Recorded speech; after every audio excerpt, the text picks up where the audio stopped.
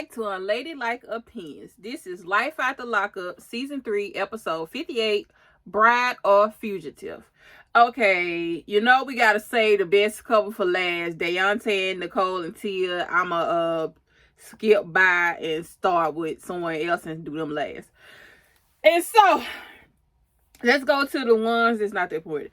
Sean and Sarah. So Sean is headed to, meet Sarah's mom, and he told her not to tell Sarah, that they was meeting or whatever. And he said he feel horrible for the fight that he had with Sarah about saying that, he doesn't want more kids or whatever. But, he said he's know the perfect way to woo her over. And so Sarah's mom makes it and was like, what's going on? And he hesitating or whatever. And she was like, spit it out already. And he tells her he wants to get her blessing because he wants to marry Sarah. And he wants the mom to help him pick out the ring for her. And Sarah's mom is like, this is so sudden. It's like every time he is away, he said, every time he is away from her, he misses her. And her mom was like, that's the beginning stages of the relationship. You go miss her like that. Y'all just starting or whatever. And I'm like, exactly. So she said, she want this to be something that is going to last. And she feels like they haven't gotten to know each other long enough for this to last. And she said she can't see herself giving her blessings for him to marry her or whatever. So they go ring shopping and he don't know what to get. And her mom is like, certainly not go or whatever. So the sales lady showing him the rings, and Sarah's mama just burst out and says, you got 6 kids and a baby mama. And I'm like, yes, mama, let him have it. Now see, the sales lady looking like, oh Lord, what I done got myself into. And I'm like, I would have been still sitting right there just playing like I was doing something and been like all ears. So Sean like, this is different. I'm like, but how?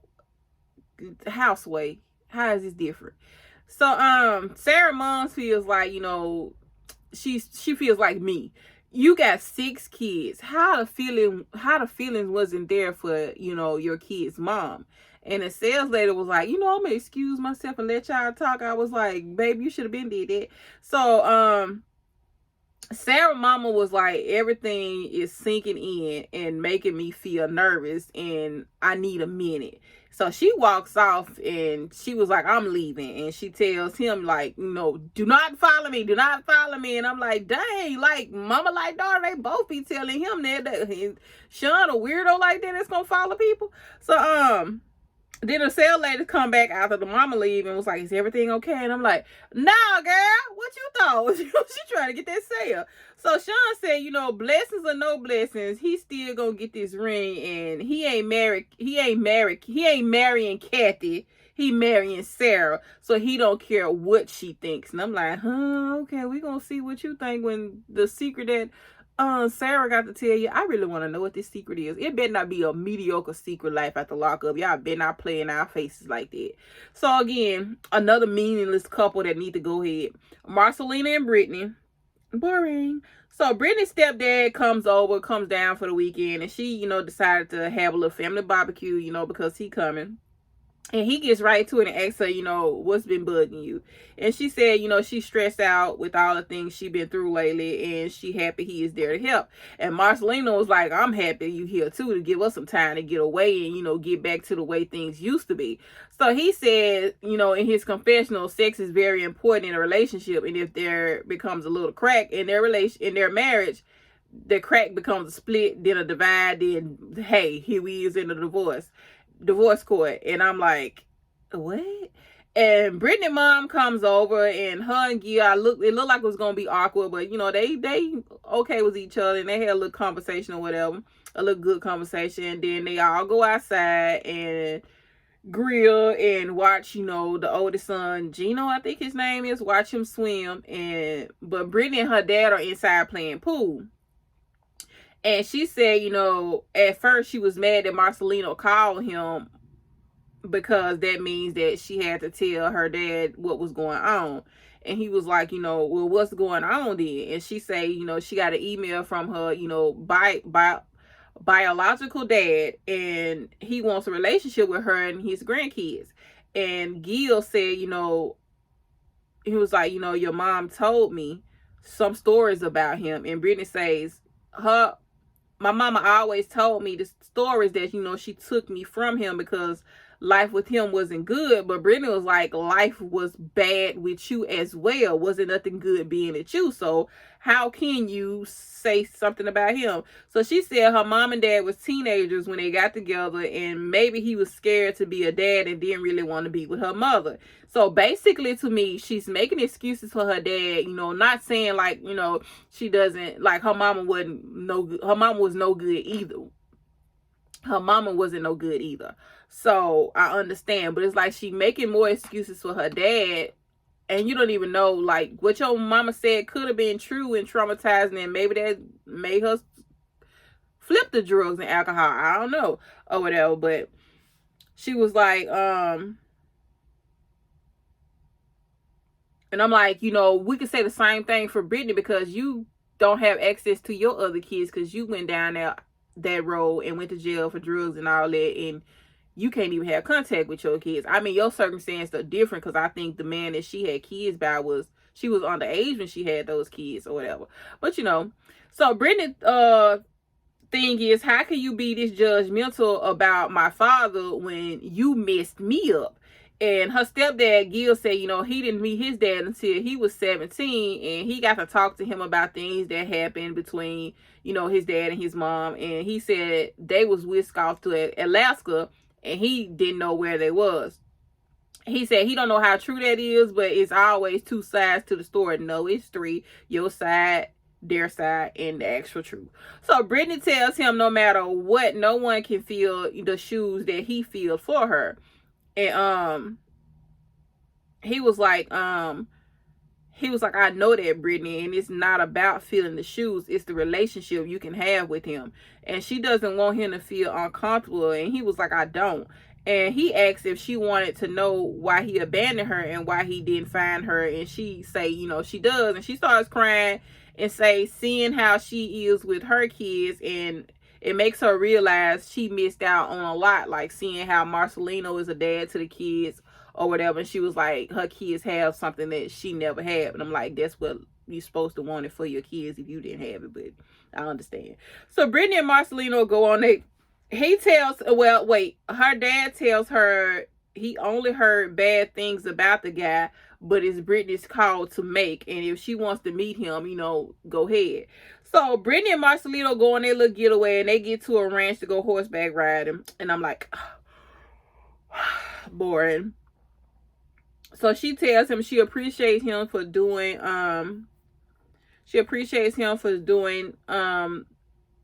this for her, and she tells him she missed all these things when she was in prison, like being outdoors, having all the outdoor fun or whatever, because, like, I guess she's an outdoor person. And this was a very good idea for him to do or whatever. And then she ready to go get it on and make all the noise that they can in the teepee. And Marcelino, like, put his cowboy hat on, like riding cowboy or whatever. So Ray and Brittany. So Ray grandma comes over to cook for him, and she brings groceries, and she said she didn't know what kind of cooking habits he started. And he was like, oh, Brittany cooks. She was like, I can tell. And he was like, oh, you trying to call me fat? And then she asked how things was going with him and Brittany, and he tells her he finally met Brittany's mom. She had a lot of questions. Grandma was like, I guess she would have a lot of questions. Brittany is her baby. Just like I am about you. I want to know what's going on or whatever. So he tells her about Brittany want to go on a trip to Miami, and the grandma is concerned because she was like, this may hinder your parole, and he might go down there and get caught up in something. And I'm like, why all this or whatever? But then grandma said before he went to prison, Ray like to party all the time, and that worries her, that he forgets that he has restrictions on him now, and she don't want to get any calls about him on his way back to prison. Only thing she want Brittany to call her and tell her is positive things about the trip. She don't want to hear nothing about him done got down there and got into some trouble. And so they reminisce on having toast with cinnamon and sugar on it. And baby, when I tell you that was my childhood, you know what? You get you some bread, you put a little butter on there, you sprinkle the sugar on there, and then you sprinkle the cinnamon over the sugar, then you pop it in the oven. Man, that's the best toast you will ever have in your life. Man, it walked me back. Woo, Lord. And so she tells him that this is a tradition that, you know, him and Brittany can have, and if they decide to marry and have babies. And Ray said, yeah, she been talking about that a lot. And I'm like, a whole lot. That's all you want. That's all she want. So his grandma was like, you know, if he had a ring, and he said, yeah, like a promise ring. And I'm like, do you know who Brittany is? Nick, I got a promise ring when I was in the 11th grade. That girl is in her 30s. Do not get her no promise ring. But you know what? You should know Brittany by now to know this is not right. So he said he just get himself together, and they need to do things one at a time. He ain't got no bank account like Brittany got. And I'm like, I understand. That's why if you're not gonna do it the right way, don't do it yet. And explain, like grandma said, you know, if you do something like that, do you think she is gonna go for it, or will she not be happy with anything short of official engagement? I'm like, grandma, I picked that second option for 500. And y'all know Brittany is not gonna want no promise ring. She don't want nothing less of an engagement ring. She wouldn't care if it came out the bubblegum machine, long as you said, will you marry me? So grandma said, I'm sure she done told all her friends that you gonna propose on the trip. That psychopath probably did. I mean, ain't no problem, she did. So she was like, she may think you have the wrong intentions and just be using her. So Ray said he doesn't think she thinks that, you know, he thinks she will think. Grandma said, well, do you think she would go with what you're saying, and you want to wait so you can give her the engagement that she deserves? And he said he's not sure it's a good idea. No. Reroute. Either get the engagement ring or tell Brittany, look, I need some more time because I ain't got the money to get the ring you want. Or whatever. That was the end of Ray and Brittany. So Amber and Puppy. So Amber and Puppy and her mom all meet up, and they, you know, ask Puppy, like, you know, why we here? And she says, we're here to pick out my wedding dress. And they like, what you said, girl? And so she shows them the engagement ring, and they was like, oh, it's pretty. And they want to know the details of the engagement. And she tells them, you know, it wasn't important at the time. So she tells them it wasn't important, and she said she gonna be someone else's wife, and she tells Amber, you know, I'm gonna be somebody else's wife right now. And Amber gonna say, you gonna always be my wife. And I'm like, girl, go. So Puppy go and try on her dresses, and she says that she's worried about the warrant, and if they give her 2 years, she doesn't think Eric will be able to handle it. So she getting married before, so it doesn't have to come their way. And I'm like, what? And so the sales lady asks her, you know, how did he propose? And she says through a text message. And Amber like, say what then? Are you for real? And she was like, yeah. And start laughing. Her mom is concerned that, you know, she is rushing into this. So she tries on her dresses, and Amber says she doesn't think Eric is worthy of that dress, but you know, it is pretty, especially with the way he proposed. And she's like, he understands me, I understand him, we work well together, blah blah blah blah blah.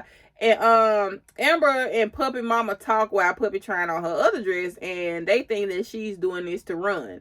And she thinks she needs to just take care of the warrant, get a job, and not have to worry about looking over her shoulder and having to worried about getting pulled over and going to jail. So Puppy hears them talking and was like, oh, y'all don't like Eric? And they was like, we never said that. And it was like, it's just, you seem like you rushing.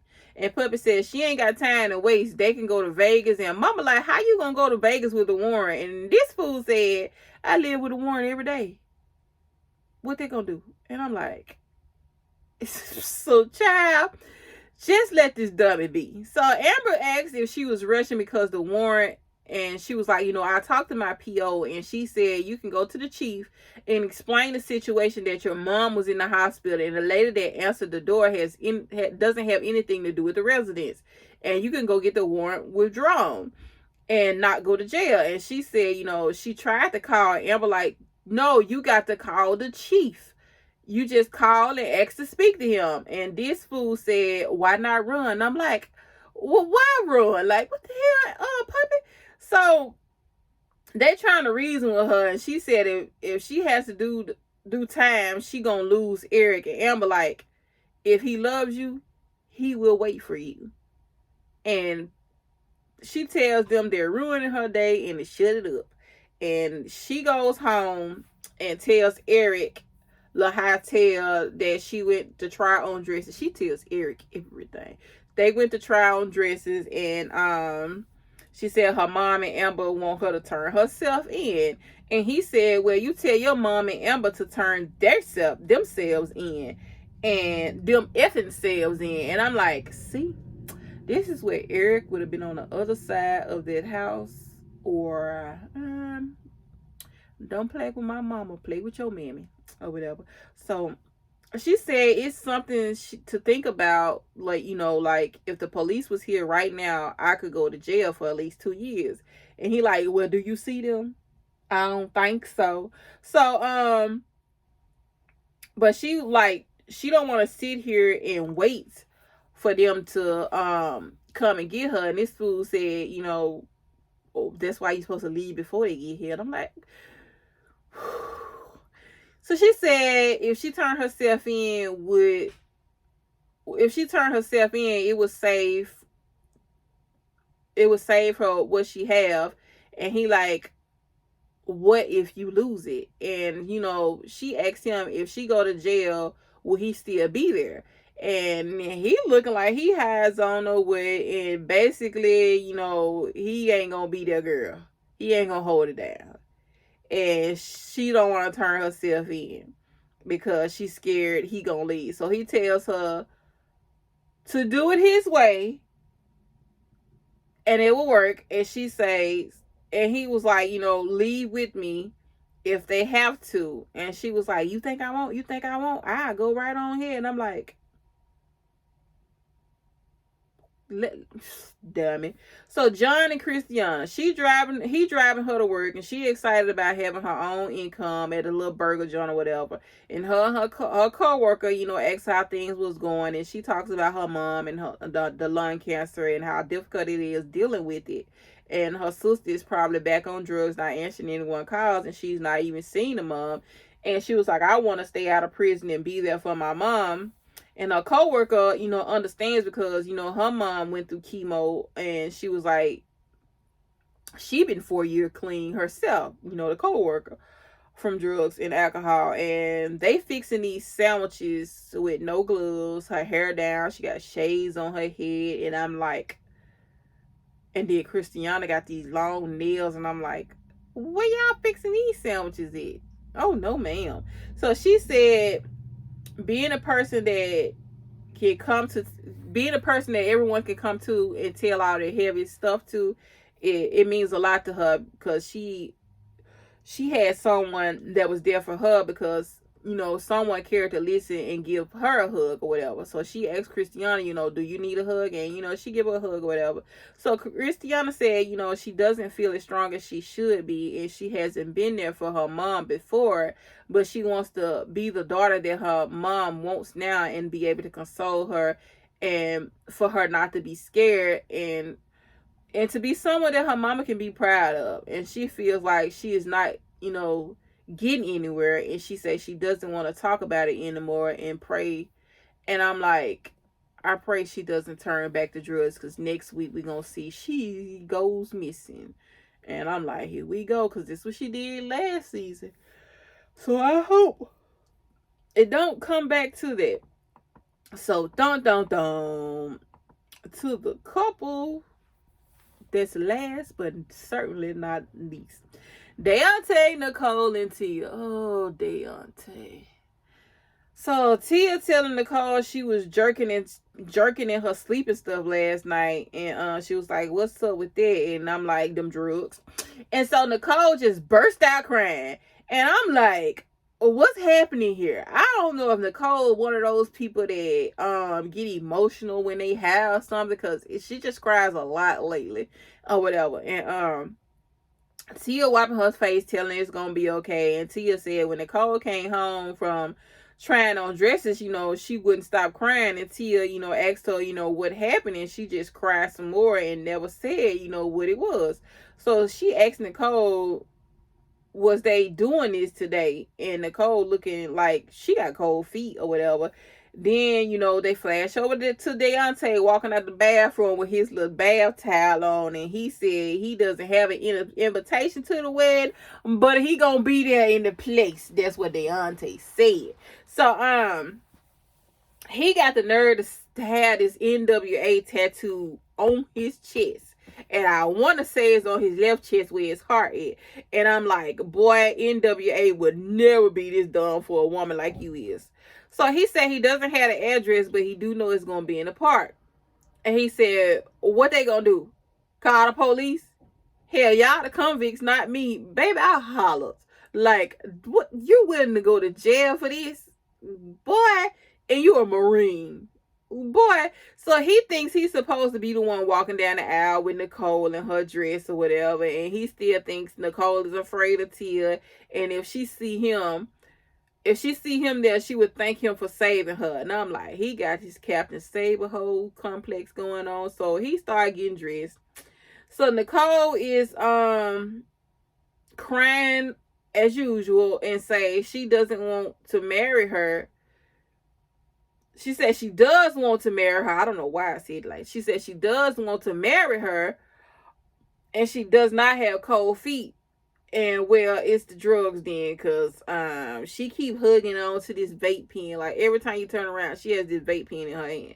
So Nicole looks so much different in her confessionals than she do in actual show.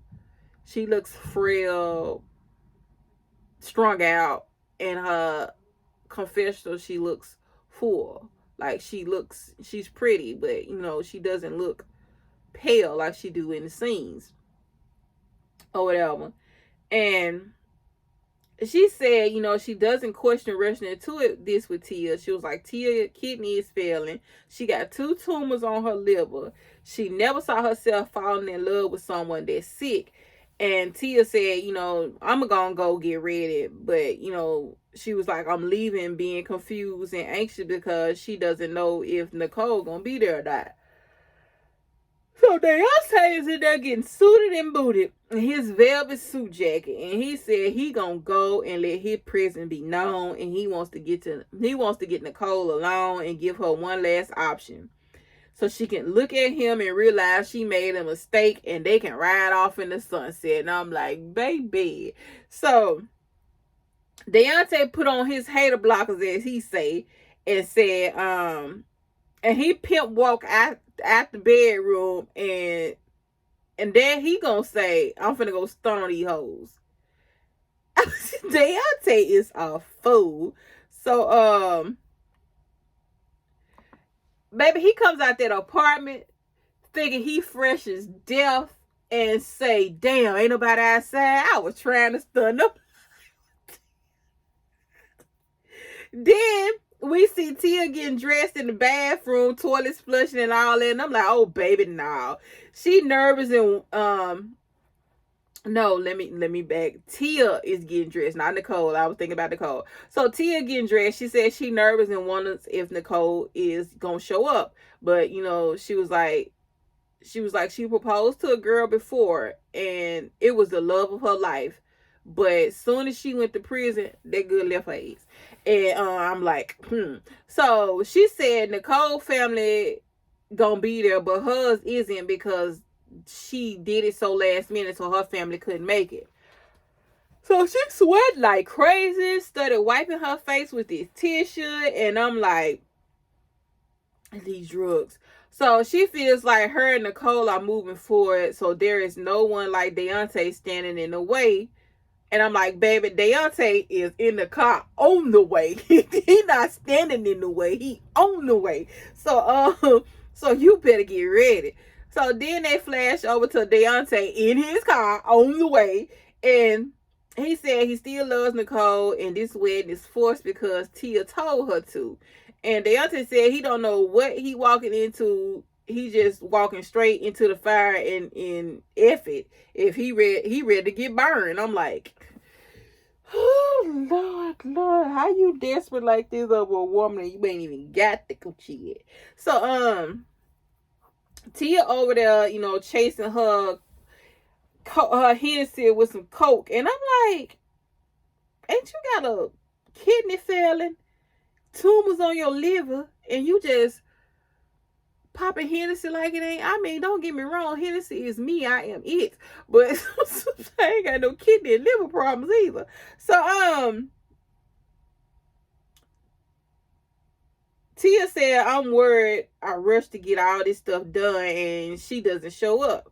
And then we see a car pulling up, but then they flash back to Deontay. And this dummy done got stuck in a ditch trying to drive around and find the wedding because he doesn't know exactly where it's at. And I'm like, what? So Nicole in the bathroom putting her dress on, and she said this ain't the way she saw herself getting married in a park. Yeah, in a park in a bathroom that everybody flushing their toilets. And I'm like, y'all wrong for letting the toilet flush sounds come out like that. So her dress doesn't fit. She can't breathe in it. But I can't get over her hugging this vape pen still. Like, she can't do nothing without this vape pen in her hand. And she said, I'm like, is she gonna go down the aisle with this vape pen? So she said, so the park ranger goes over to Deontay and said, they're gonna get somebody to come pull him out. And all he can think about is saving Nicole in time before the wedding starts. And he was like, the wedding could be starting right now. So he gonna say it seemed like every time it's something dealing with Nicole, it's a disaster. And I'm like, fool, this should tell you something. Like, what? So he gonna say, this what my life has come to. And he tells the ranger he got a small appearance to make. I'm do anybody object? Deontay say, oh, okay, me and Nicole. He ain't said that yet, but that's just what I said. And he gonna say, this what my life has come to. And Nicole trying to walk in her little tight dress, and her mama telling, to kick her feet. So she said getting married scares her, but she fell in love with Tia more than anyone, and she may be rushing it, but if it's wrong, like her mama said, she gonna learn the hard way. And so Deontay said this is a sign God trying to tell him, fool, just leave her alone. And I'm like, Deontay, people been telling you that, but he said he here now, and he got to see for himself that this is real. So he walked up the road to the wedding. He said maybe he will stop it or maybe he will watch it, but all depends on how he feels when he get there. So that was the end of Life After Lockup. Like, comment, share, subscribe, and I will get back to you guys later. Goodbye.